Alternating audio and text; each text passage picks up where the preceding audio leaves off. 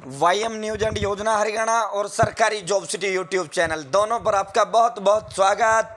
उम्मीद आशा व कामना करता हूँ आप सभी भाई बहन ठीक होंगे, बेहतर होंगे। हरियाणा आज की 3 बड़ी खबर और राजनीतिक गलियारों की 3 बड़ी खबर। बहुत बड़ी ब्रेकिंग, लोकसभा के साथ हरियाणा के जो विधानसभा चुनाव हैं वो आयोजित करवाए जाएंगे और इसको लेकर सीएम मनोहर लाल खट्टर ने सिरसा के अंदर ये संकेत स्पष्ट रूप से दे दिए हैं। दूसरी बड़ी ब्रेकिंग, इनेलो कांग्रेस गठबंधन पर दीपेंद्र हुड्डा का बहुत बड़ा बयान और इसको लेकर हमारा संवाद भी दीपेंद्र सिंह हुड्डा जी से हुआ और इस पर सीधा जवाब जो है दीपेंद्र सिंह हुड्डा ने दिया है। इस पर भी चर्चा करेंगे। तीसरी बड़ी बात, सीएम मनोहर लाल की कुर्सी, कर्नाटक के नाटक को देखकर हरियाणा प्रदेश के अंदर सीएम साहब की कुर्सी का क्या है हाल और जेजेपी के नेताओं को ये सूंघ किया गया है। जेजेपी के नेता आक्रामक बल्लेबाजी के लिए जाने जाते थे छोटे साहब, वो आजकल दिखाई नहीं दे रहे हैं।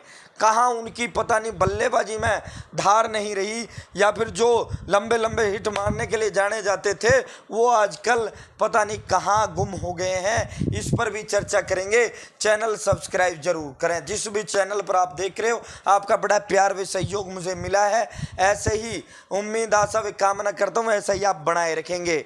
दोनों चैनलों पर लाखों लाखों लोग अपना प्यार हमें अपना दे रहे हैं और हम भी बिल्कुल एग्जैक्ट रिपोर्ट, विश्वसनीय रिपोर्ट देने का काम आपको करते हैं। सबसे पहली ब्रेकिंग, सीएम बोले हम लोकसभा के साथ ही हरियाणा विधानसभा चुनाव के लिए तैयार। हमने भी जब इसको लेकर भारतीय जनता पार्टी और जब सरकार के समक्ष ये सवाल उठाया तो उनका यही कहना था, ना तो हाँ करते थे ना करते थे, ये संकेत यही मिल रहे थे। और आज कल जो है सिरसा के अंदर प्रेस कार जो कॉन्फ्रेंस थी, पत्रकार जो वार्ता थी, उसमें सीएम साहब ने कहा है हम दोनों के लिए तैयार हैं। पिछली बार जो केंद्र सरकार था, जो सेंट्रल बीजेपी थी, वो चाहती थी लोकसभा के साथ हरियाणा के विधानसभा चुनाव हों, लेकिन जो प्रदेश की भारतीय जनता पार्टी थी उनका कहना था कि 75 पार हम अलग ही करवाएंगे। वो 75 पार नहीं, जमुना पार हो गए थे, लेकिन जमुना पार करने वाले उनको पकड़ कर ले आए, आप सभी को पता होगा। तो साथियों अब की बार ये आपको देखने को मिलेगा। लोकसभा के साथ हरियाणा के जो लोकसभा चुनाव हैं वो अपने जो लोकसभा चुनाव प्रस्तावित हैं वो मार्च अप्रैल में प्रस्तावित हैं और अपने विधानसभा चुनाव अक्टूबर नवंबर में आयोजित करवाए जाते हैं। हरियाणा के विधानसभा चुनाव अब की बार 6 माह पहले मार्च अप्रैल में आपको देखने को मिलेंगे। जिस तरह से भारतीय जनता पार्टी का विधानसभा चुनाव के अगर नजर दृष्टिकोण से हम हरियाणा प्रदेश पर नजर डालें तो कर्नाटक जैसा हाल भारतीय जनता पार्टी का हरियाणा प्रदेश के अंदर होगा। उसी को भांपते हुए बीजेपी हाईकमान ये बहुत बड़ा फैसला ले सकती है। और दूसरा, जो प्रधानमंत्री श्री नरेंद्र मोदी जी हैं उनका एक ही सपना है, एक राष्ट्र एक चुनाव। इसको भी इससे बल मिलेगा और ये आपको महाराष्ट्र के अंदर देखने को मिलेगा, ये आपको हरियाणा के अंदर देखने को मिलेगा। इनके जो चुनाव हैं पहले होंगे, लोकसभा के साथ होंगे और सीएम साहब ने आज लगभग साफ इसको लेकर कर दिया है। हम एक साथ चुनाव को तैयार हैं, बाकी चुनाव आयोग की मर्जी है, वो हमारे चुनाव साथ करवाए या ना करवाए। हम जो है सरकार लिख कर देगी तो चुनाव आयोग करवाएगा ही करवाएगा। दूसरी बड़ी ब्रेकिंग, दीपेंद्र सिंह हुड्डा, हम दिल के अरमा आंसुओं में बह गए, हम वफा करके भी तनहा रह गए। तो अभय सिंह चौटाला के लिए ये जो लाइन है बिल्कुल सटीक बैठती है। चौधरी अभय सिंह चौटाला लगातार और चौधरी ओम प्रकाश चौटाला लगातार कांग्रेस पार्टी पर दबाव बनाए हुए हैं कि गठबंधन करो, लेकिन कांग्रेस ने चंडीगढ़ के अंदर जो 10 तारीख को इनकी विधायक दल की बैठक हुई उसमें नफा नुकसान गणित को देखते हुए इनेलो से गठबंधन ना करने का बड़ा फैसला ले लिया है। दीपेंद्र सिंह हुड्डा से हमारा संवाद हुआ तो दीपेंद्र सिंह हुड्डा ने एक जवाब जो है सीधा बोला, इनेलो के साथ हम गठबंधन नहीं करने जा रहे हैं, इसमें अगर मगर कुछ नहीं है। और ये जो कांग्रेस का फैसला है, ये कांग्रेस का फैसला कांग्रेस के लिए बहुत बड़ा मास्टर स्ट्रोक है, ये कांग्रेस के लिए बहुत बड़ा लाभदायक लाभ देने वाला ये फैसला है। इनेलो के साथ कांग्रेस गठबंधन करती तो जाट नॉन जाट का चुनाव होता। ये जो गठबंधन इनेलो कांग्रेस का है, ये इनेलो कांग्रेस का गठबंधन ना लगकर एक जाट फ्रंट आपको ये दिखाई देता हरियाणा के नॉन जाट की नज़र में या हरियाणा प्रदेश की जनता की नज़र में।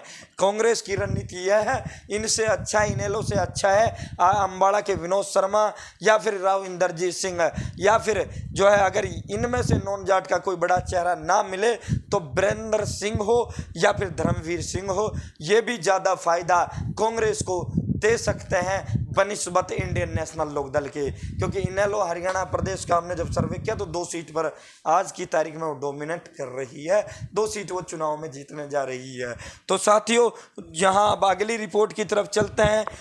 दुष्यंत को बूढ़ों की पेंशन की याद आई, 5100 की टीस तो मेरे भी से।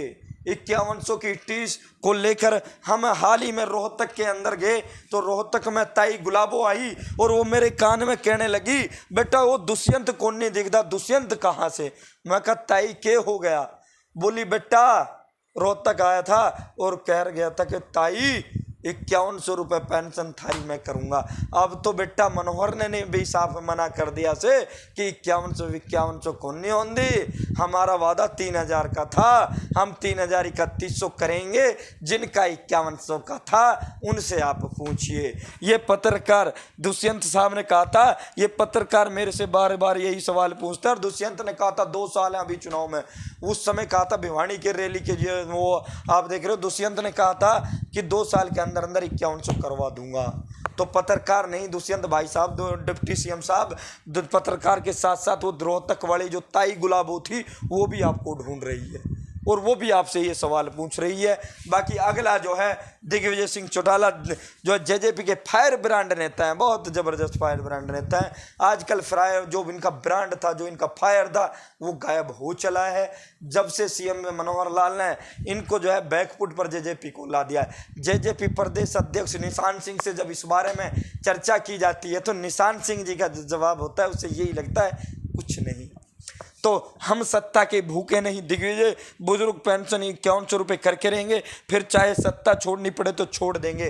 तो दिग्विजय सिंह चौटाला जी ये कहना चाहती है प्रदेश की जनता, 5100 का आप सत्ता के भूखे नहीं हो तो सत्ता में आप सत्ता को छोड़ दीजिए, क्योंकि सीएम साहब ने मना कर दिया है और आप जो है आपको पता है सीएम साहब क्लियर कर चुके हैं। अब आपको जो है ये सत्ता छोड़ देनी चाहिए, ये आप ही की ज़बानी थी, आप ही की जो है हम आपको याद दिला रहे कि आपने कहा था हम सत्ता के भूखे नहीं है, 5100 रुपये अगर पेंशन नहीं होती है तो हम सत्ता को छोड़ देंगे। अब आप सत्ता को छोड़ दीजिए साहब, अब कुछ नहीं बचा है। और अब तो आजकल आपके जो वो हम जैसे उनके लिए बड़े साथियों के लिए दिग्विजय सिंह चौटाला का बयान है, दिग्विजय सिंह चौटाला का बयान आया, उनके लिए आजकल वो रिपोर्टिंग वो कवरेज का मौका भी नहीं मिल रहा है। आप पता नहीं कहाँ चले गए दिग्विजय जी। आपकी हरियाणा प्रदेश की जो जनता है उनकी पुकार है, आप दोबारा से आइए। क्या हुआ, सत्ता से बाहर ही तो हो जाओगे, इससे ज़्यादा क्या है। जनता जनार्दन है, जनता का जो है फैसला सबसे बड़ा होता है। आप सत्ता छोड़िए, जनता के पास जाइए। बाकी मैं आपको एक बात बता देता हूँ, जेजेपी वालों के पास सिर्फ नैना सिंह चौटाला और दुष्यंत सिंह चौटाला ये 2 रहने वाले हैं। 8 की 8 जो है जो सीएम साहब ने जो बयान दिए यूं ही बयान नहीं दिए हैं, ये फील्ड को पूरी तरीके से सजा लिया गया है। 8 विकेट जेजेपी की जा चुकी हैं, ओनली 2 विकेट जेजेपी की टिकी हुई हैं, डटी हुई है, जो गाबा जैसी पिच पर लगातार बल्लेबाजी कर रही हैं, जो पूरी की पूरी सेटलमेंट कर ही मनोहर लाल जी का ये बयान आया था जो आपने देखा होगा। और फिलहाल के लिए इतना ही, बहुत बहुत धन्यवाद। जय हिंद, जय भारत, जय हरियाणा।